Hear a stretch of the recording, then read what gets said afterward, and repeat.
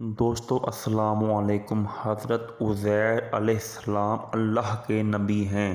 حضرت عزیر اپنے گدھے پر سوار ہو کر کہیں جا رہے تھے کہ راستے میں ایک بستی آئی۔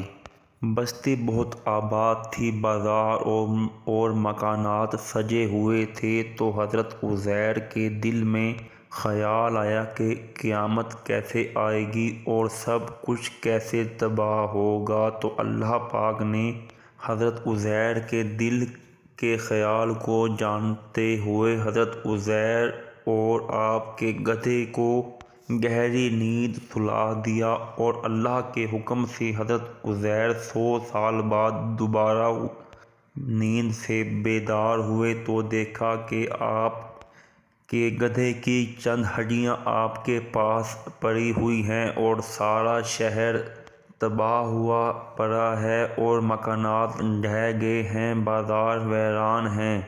حضرت عزیر سجدے میں گر گئے تو اللہ نے آپ کے دل میں یہ بات ڈالی کہ میں ایسے قیامت لاؤں گا کہ سب کچھ تباہ ہو جائے گا۔ پھر حضرت عزیر کے دل میں دوبارہ خیال آیا کہ قیامت کے بعد دوبارہ دنیا کیسے آباد ہوگی۔ تو اللہ نے آپ کے دل کے ارادے کو جانتے ہوئے آپ کو دوبارہ گہری نیند سلا دیا، اور جب آپ 100 سال بعد اللہ کے حکم سے بیدار ہوئے تو آپ نے دیکھا کہ آپ کے گدھے کی ہڈیوں کا نشان بھی نہیں ہے۔ تو اللہ کے حکم سے ہڈیاں دوبارہ جمع ہوئیں اور گدھا زندہ ہو گیا، اور آپ نے دیکھا کہ اس 100 سال کے عرصے میں شہر دوبارہ آباد ہو گیا ہے، اور اس شہر کا نیا نام ہے، نیا حکمران ہے۔ تو آپ سجدے میں گر گئے اور اللہ سے استغفار کیا۔